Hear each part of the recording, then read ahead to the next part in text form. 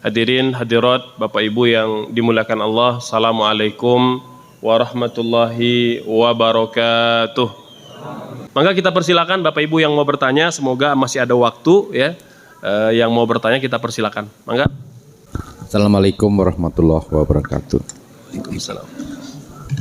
Mengenai sholat Jumat Pak, terutama untuk ibu-ibu ya.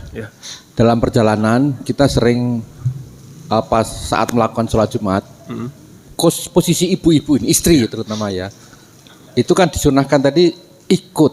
Tapi dalam hal ini kebanyakan tidak ada ibu-ibu yang sholat Jumat sehingga kita menunggu. Ini afdolnya bagaimana? Apakah ikut walaupun sendiri atau menunggu sampai selesai sholat Jumat? Terima kasih. Ini bagus ya. Pertama sekalian, mana yang lebih afdol? Zuhur atau Jumatan? Jadi kata para ulama, tidak ada yang lebih afdal, bergantung kepada kemudahan yang mampu dilakukan. Kalau ibu-ibu memang bersama dengan suami gitu ya, jadi biar serentak gitu ya, itu Jumatan kalau memang itu yang memudahkan ya. Hanya mungkin di Indonesia jarang atau tidak difasilitasi gitu ya. Jadi hatta musola wanita pun kalau Jumatan dipakai laki-laki karena banyak gitu ya. Nah ini Bapak sekalian sebenarnya diperbolehkan ya. Maka ya untuk posisinya ya cari tempat yang aman ya, walaupun Bapak Ibu sekalian sop wanita itu sah walaupun ya bersebelahan dengan laki-laki, yang penting posisinya tetap di belakang imam gitu ya. Nah, seperti Bapak Ibu yang kita rasakan ketika haji atau ketika umroh ya, udah itu di sebelah kita perempuan ya, di belakang kita perempuan atau di depan kita perempuan gitu ya. Karena memang tidak ada dia bukan syarat sah sholat ya, hanya keutamaan saja, sunnah saja ya. Jadi memang Nabi itu biasanya kaum wanita itu ditempatkan di sop yang khusus ya, itu biasanya di paling belakang kan. Makanya Nabi bersabda, sop laki-laki yang terbaik adalah yang paling dekat imam. Jadi patokannya imam, jadi bukannya sop pertama tapi yang dekat imam. Maka jangan mulai dari pojok-pojok gitu ya. Kalau bisa mulai dari depan gitu ya. Nah, cuma saya pesan punten Bapak Ibu sekalian, punten ya, upayakan yang di belakang imam itu standby menggantikan imam ya. Jadi yang memang berdiri di belakang imam harus siap kalau sekiranya imam batal atau imam menunjuk dia sebagai pengganti, nggak boleh nolak. Jangan nanti imam batal ditarik dia nggak mau gitu ya. Itu konsekuensi. Nabi Bapak Ibu sekalian setiap kali mau sholat beliau berpesan, liyani ulul albabi minkum, hendaknya orang yang sholat di belakangku orang yang berilmu, kata Nabi. Biar kalau imam batal dia tahu. Bapak Ibu, kalau imam batal misalnya, bagaimana cara menggantikannya? Itu harus tahu gitu ya. Nah, jadi cara menggantikan imam itu ada 4. Yang pertama, imam langsung keluar, maka yang di belakang imam inisiatif langsung ke depan. Ini cara yang pertama gitu ya. Cara yang kedua, imam menunjuk atau menarik yang di belakangnya menjadi imam. Ini cara yang kedua. Cara yang ketiga, imam kalau belum mulai 1 rakaat, artinya baru di rakaat yang pertama, kalau dia batal maka dia boleh minta makmum menunggu. Ini pernah terjadi pada masa Rasul. Rasul Bapak Ibu sekalian itu pernah mimpin sholat subuh, sudah takbir, sudah niat Allahu Akbar, sudah baca Al-Fatihah, tiba-tiba beliau menghentikan sholatnya. Mengapa? Beliau baru ingat belum mandi junub. Akhirnya beliau minta kepada para sahabat tetap berada di tempat kalian, kata Nabi ya, liyakunu makanakum, kata Nabi. Maka Nabi keluar, karena kan rumah beliau kan dekat dengan masjid. Beliau mandi dan segera kembali. Kata sahabat, ketika Nabi pulang kami masih melihat rambutnya basah gitu ya, karena beliau mandi cepat gitu ya, dan kembali memimpin sholat. Nah, ini cara ketiga, hanya mungkin agak ekstrim kali ya. Tidak biasa, bahaya nanti orang. Dan ini pernah terjadi di Masjid Nabawi sekalian ya. Syekh Al-Huzaifi itu pernah batal, kemudian beliau ngomong di mic, jamaah tolong tetap di tempat masing-masing. Sop pertama sampai sop kelima itu masih aman, sop yang belakang itu goncang itu. Ini gimana imamnya? Itu sampai ada kalimat ini keliru, salah atau sesat gitu ya. Maka setelah sholat baru dijelaskan bahwa itu diantara cara Nabi yang beliau lakukan. Nah, hal seperti kita harus tahu nih, ya. Jadi jangan sampai tiba-tiba imam batal, hilang gitu ya, kita panik. Nah, jadi jangan panik. Makanya yang ada di belakang imam itu harus betul-betul paham. Ini cara yang ketiga. Cara yang keempat, menyempurnakan sholat masing-masing. Ini pernah terjadi pada masa syahidnya Umar ketika ditikam Abu Lu'lu'. Itu kan goncang para sahabat gitu ya. Akhirnya para sahabat melanjutkan sholatnya masing-masing. Ya, barulah kemudian membawa jenazah Umar yang sudah bersimbah darah gitu. Ya, nah ini jadi kita perlu tahu kalau seandainya kan sama seperti ini bagaimana kalau tiba-tiba ya nauzubillah gitu ya, ada peristiwa, ada sesuatu dan kita sedang sholat, maka kalau imam memang tidak ada yang menggantikan, kita menyempurnakan sholat sendiri, tidak perlu merubah niat, lanjutkan saja sisa rakaat yang masih ada gitu ya. Nah, jadi itu Bapak sekalian terkait dengan mana yang lebih afdol gitu ya. Jadi dilihat sebenarnya pada kemudahan. Jadi kalau memang di tempat itu ada tempat yang disediakan untuk kaum ibu-ibu atau wanita, maka sholat di sana bareng dengan suaminya. Tapi kalau tidak ada, cari tempat yang aman ya, cari tempat yang aman yang masih ada di lokasi masjid gitu ya. Nah, jadi bergantung kepada kemudahan dan kemampuan yang bisa dilakukan. Begitu Bapak. Wallahu a'lam ya. Maka jika masih ada, silakan. Assalamualaikum Ustadz. Waalaikumsalam ya, silakan. Saya mau bertanya mengenai hukum. Biasanya kan ada orang yang mungkin karena uzur mendatangi sholat Jumat itu pada saat khutbah datang lalu sholat sunnah. Nah, ada beberapa ulama yang menyarankan orang tersebut untuk duduk mendengarkan khutbah daripada mengerjakan sholat sunnah. Nah, dan yang kedua Ustadz mengenai rukun sholat Jumat, ada beberapa ulama yang menyebutkan bahwa doa dalam sholat Jumat itu tidak diwajibkan. Nah, ada pendapat ulama seperti kalau saya tidak salah, Syekh Fauzan itu ada larangan untuk mengangkat tangan saat Ustadz membaca doa ya. Ustadz, mohon penjelasannya Ustadz. Terima kasih. Ya, baik. Yang pertama, lupa lagi yang pertama tadi itu uzur ya. Baik. Lalu sekalian, terkait dengan sholat sunnah ketika imam sudah di atas mimbar, ya. Ini memang ada khilaf di kalangan para ulama, apakah dia boleh duduk atau harus sholat, ya.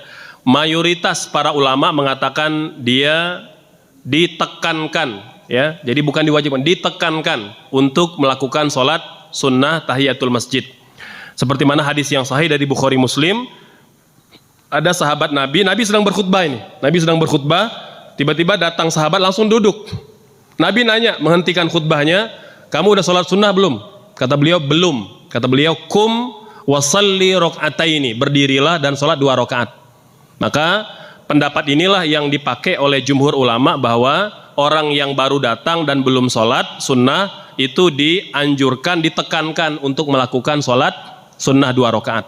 Apakah kalau dia langsung duduk tetap sah sholatnya? Karena itu bukan wajib, bukan rukun, tapi sunnah muakkadah, sunnah yang sangat ditekankan, gitu ya. Yang kedua,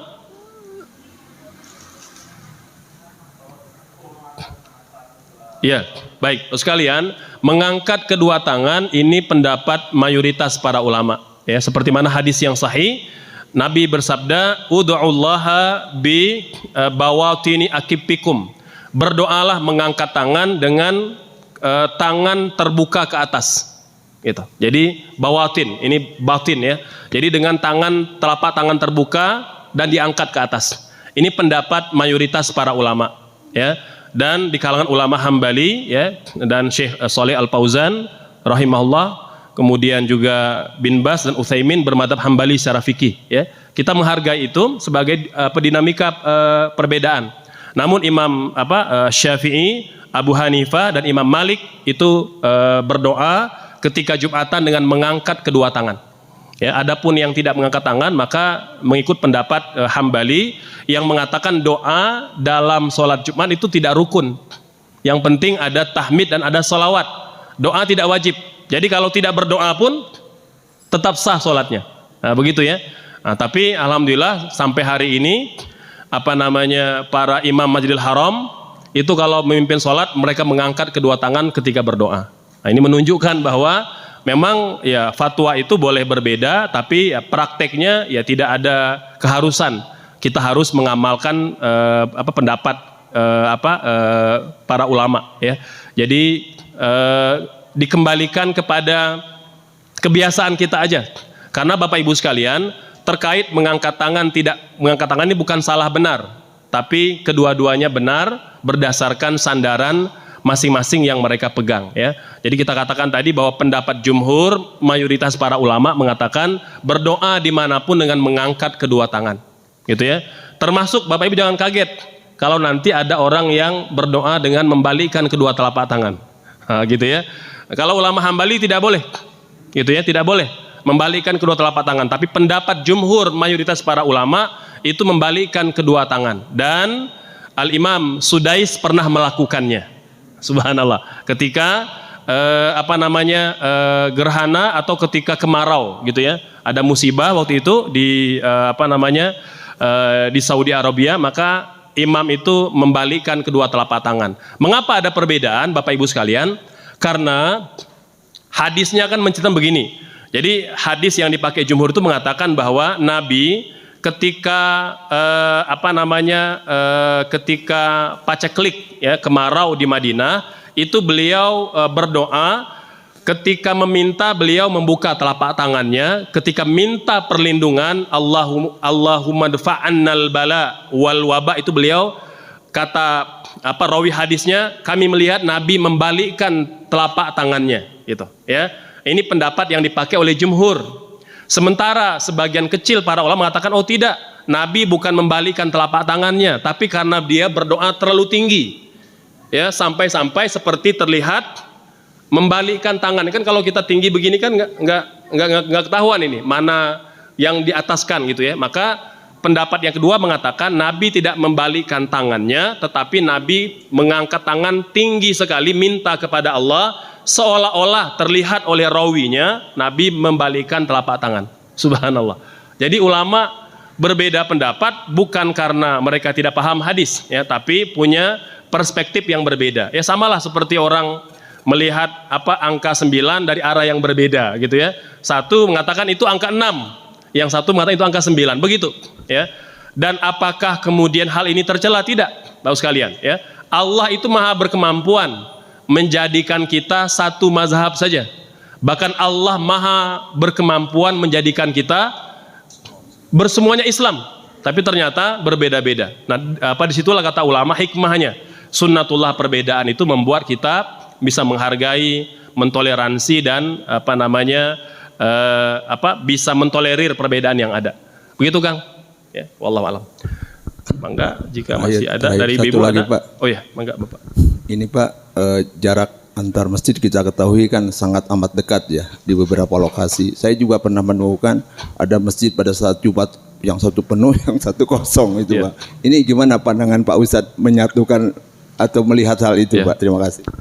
Jadi Bapak Ibu sekalian, di kita itu memang pertama semangat beragamanya tinggi sekali gitu ya. Kalau di Jawa Barat masih mending lah itu ya, beda RT ya ada gitu ya. Ini kalau di Sumatera ya, terutama di kampung saya Bapak Ibu yang mungkin pernah ke Indragiri Hilir ya, ini digelar kota ibadah bukan karena rajin beribadah, tapi karena masjidnya hampir ada di setiap RT. Jadi satu RW itu bisa sampai 10-20 masjid gitu ya. Jadi di sini masjid, di ujung gang masjid lagi gitu ya.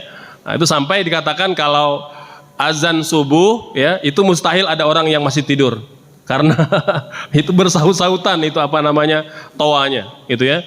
Jadi alhamdulillah, dan memang ya hampir 99% di sana muslim gitu ya.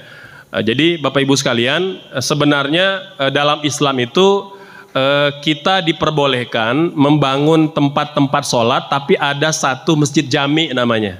Apa itu masjid jami? Jami itu bukan besar, tapi dia mengumpulkan mengumpulkan jamaah-jamaah yang ada di musola-musola, di masjid-masjid yang berjauhan di satu tempat yang disepakati. Gitu. Nah di kita itu belum bisa menerapkan itu, ya karena boleh jadi ada yang lebih awal masjidnya atau ada yang mungkin DKM-nya itu tokoh atau pejabat misalnya. Itu kadang-kala memang ya begitulah dinamikanya. Maka ya kalau kita ingin ideal, ya mungkin perlu proses Bapak, ya perlu proses. Kita mungkin bisa meniru Malaysia. Kalau Malaysia itu memang ada masjid itu diatur negara. Karena diatur negara, disejahterakan pula oleh negara. Makanya imamnya sejahtera semua gitu ya. Kemudian DKM-nya, marbotnya, karena negara yang mengambil alih. Dan tidak boleh ada kegiatan masjid yang berlangsung tanpa izin negara. Nah, jadi sudah sampai sejauh itu intervensi negara, sehingga memang ya rata-rata ya tepat ya. Jadi lokasinya itu ya tidak akan numpuk masjid di satu gang atau satu tempat, satu RW gitu ya, tapi tersebar dan memang setiap Jumatan pasti rame karena ngumpul semua ya. Jadi ada masjid yang boleh beroperasi untuk 5 waktu, ada yang boleh 5 waktu plus Jumatan, ada yang begitu di Malaysia. Nah kita belum Kemenak atau MUI itu belum sampai ke ke level itu gitu ya. Ya karena kalau memang mau ngurusin itu tidak ringan juga gitu ya. Satu sisi kita pengen, tapi ya sisi lain berat ya. Berat ongkos juga oleh pemerintah gitu ya. Nah, makanya ya relatif kalau di kita itu ya karena pemerintah tidak siap untuk mensejahterakan, ya akhirnya dibiarkan aja ke masyarakat, swadaya masyarakat gitu ya. Nah cuma Bapak Ibu sekalian, saya sarankan kalau kita sebagai pengambil kebijakan atau memang terlibat ya dalam proyek bangun masjid, maka pastikan tidak terlalu berdekatan, dipertimbangkan gitu ya, karena kan tidak semata-mata bermegah-megahan adanya masjid ya.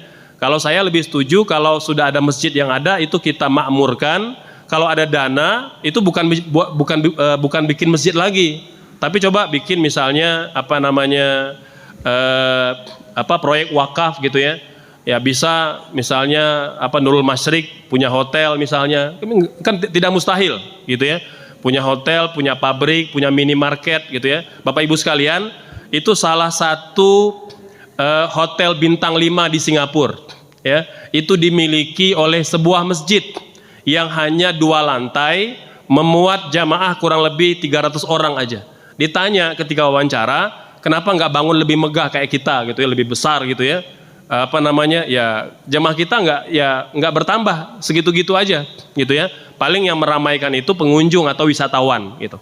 Tapi dana yang ada itu ada yang wakaf, ada infak sedekah, mereka bikin hotel bintang 5 Bapak Ibu sekalian. Ini masjid di Singapura yang mendonasi atau yang menjadi bapak asuh ribuan santri-santri tahfiz di Singapura gitu, masjid gitu ya. Jadi kalau kita datang ke masjidnya mungkin tidak percaya gitu ya. Masjidnya sederhana sekali ya, tidak tampak kemegahan seperti kita gitu ya. Kayak kotak begitu aja, tapi di sebelahnya itu hotel 15 lantai bintang 5. Subhanallah. Nah, ini ketika kita bicara potensi wakaf produktif. Jadi jangan lagi bicara hanya bangun masjid saja, bangun madrasah aja, bangun kuburan aja, makam gitu ya, kuburan boleh, insya Allah berpahala, tapi kita pengen lebih produktif. Bapak Ibu sekalian, saya pernah pernah ikut konferensi wakaf internasional. Ternyata wakaf Indonesia itu terbesar di dunia, mengalahkan Saudi, mengalahkan Kuwait, mengalahkan Qatar, mengalahkan Turki. Subhanallah, kaya orang Indonesia ini, masya Allah ya. Tapi Bapak Ibu, aset wakaf kita cuma di 3 aja. Madrasah di 3M ya. M pertama madrasah, M kedua makam kuburan, M yang keempat masjid. Tidak ada yang berpikir bagaimana bangun hotel, bangun pabrik ya, bangun restoran. Karena kita masih berpikir wakaf itu ya harus masjid, harus madrasah, padahal di luar negeri ya ulamanya itu sudah mendorong wakaf itu sudah harus berpikir yang produktif. Karena Bapak Ibu sekalian, kalau bangun masjid pertama ya setelah dibangun itu kan masih perlu kita urus biaya lagi, nggak selesai. Tapi coba kalau Nurul Masyrik punya minimarket aja itu selesai gaji marbot, ya, selesai operasional. Karena satu, aset wakafnya tidak hilang, yang kedua keuntungannya dapat dimanfaatkan. Ya, nah ini ya tidak mustahil ya satu waktu nanti insya Allah Nurul Masyrik itu punya hotel misalnya gitu ya, punya pabrik atau punya minimarket. Ini yang kita bisa optimalkan karena ternyata Bapak Ibu potensi wakafnya besar. Hanya kita yang kadang-kala belum mengilmui itu. Ya, semoga ini menjadi masukan ya diskusi kepada Bapak DKM untuk bisa diskusikan. Wallahu alam. Demikian. Mangga masih ada atau cukup? Oh, masih ada ya. Mangga Bapak. Assalamualaikum warahmatullahi wabarakatuh. Waalaikumsalam warahmatullahi wabarakatuh. Di masa pandemik ini ada salah satu masjid yang mengadakan sholat Jumat itu bisa 2 kali karena dengan aturan jarak sehingga tidak menampung jamaah. Bagaimana itu hukumnya yang menjalankan sholat Jumat 2 kali?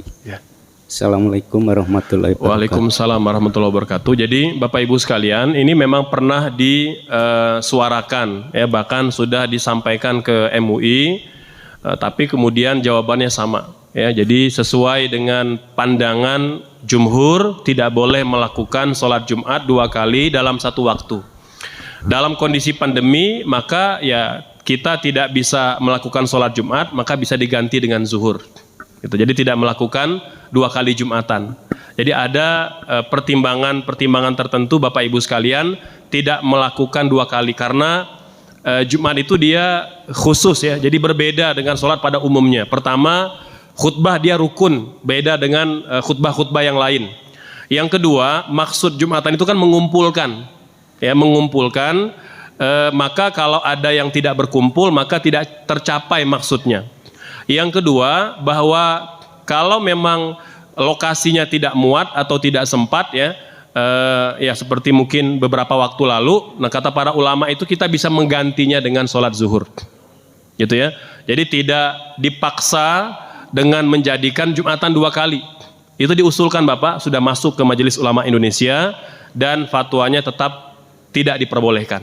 Ya, tidak diperbolehkan. Maka yang telah lewat ya saya sarankan juga, saya juga cenderung ke pendapat yang tidak memperbolehkan karena tujuannya adalah mengumpulkan. Jadi kalau ada orang yang berhalangan ya karena memang tidak muat tempatnya, udah gugur kewajiban Jumatan baginya, maka dia melakukan sholat zuhur ya. Ini sama juga Bapak Ibu sekalian, ada usulan boleh nggak Jumatannya live atau live streaming online aja gitu ya.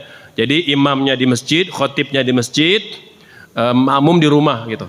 Bapak Ibu sekalian, kalau ini diizinkan, bayangkan ya, pandemi aja sudah membuat masjid sudah mulai kosong ditinggalkan jamaah. Bayangkan kalau ada fatwa boleh jamaah di rumah. Ini ibu-ibu pada di rumah semua gitu ya, sambil nonton TV misalnya ya. Jadi tidak mau keluar rumah. Nah, makanya tadi Bapak ada ada tujuan-tujuan utama syariat yang apabila kita membuka ruang kebolehan maka bisa hilang maksud dari sholat Jumat gitu ya. Nah, jadi Bapak Ibu sekalian, saya juga menyarankan bagi yang memang berhalangan karena tempat tidak muat ya, karena terlalu membeludak ya, maka ya gugur kewajiban Jumatannya, dia sholat zuhur sebagai pengganti gitu ya. Nah, jadi ya kalau di komplek kita kan ya insya Allah saya rasa tidak perlu 2 kali gitu ya, karena kita bisa sholat itu di jalan dimanapun. Bapak Ibu sekalian, Nabi bersabda bahwa umat Islam itu diberikan kemudahan oleh Allah Subhanahu wa taala dengan menjadikan hamparan bumi ini suci bagi mereka. Jadi boleh kita sholat walaupun tanpa sajadah ya. Kalau dirasa keras kerikil itu ya mungkin boleh dialas pakai tangan ya, dialas pakai kerudung ya. Kan wanita atau kita Bapak Ibu sekalian tidak boleh sujud di atas tangan atau tidak boleh sujud di atas kerudung gitu ya, atau mukena yang bergerak bersama kita. Tapi kalau ada kondisi tertentu itu boleh ya. Jadi misalnya karena lantainya panas, marmernya panas, itu boleh pakai alas, pakai sorban atau pakai kerudung atau pakai mukena. Dalam kondisi biasa Bapak Ibu sekalian, kata ulama, kita tidak boleh sujud di atas benda yang bergerak bersama kita. Maka tidak boleh di atas sorban, tidak boleh di atas mukena, dan tidak boleh di atas kerudung. Harus dipinggirkan itu mukenanya. Tangan itu tangan beserta dahi itu harus kena tempat sujud. Dalam kondisi normal. Dalam kondisi yang tidak normal tadi Bapak tadi bisa ya pakai sorban atau pakai tangan atau pakai kerudung atau pakai mukena. Kalau memang sudah membeludak gitu. Ini diperbolehkan. Wallahu alam. Ya. Cukup ya, alhamdulillah. Baik Bapak Ibu sekalian, kalau masih ada menyimpan pertanyaan nanti boleh ditanyakan kepada jadwal berikutnya atau di bulan yang akan datang insyaallah. Semoga Allah panjangkan umur. Demikian, bertemu lagi di kajian yang akan datang. Astagfirullahaladzim. Wassalamualaikum warahmatullahi wabarakatuh.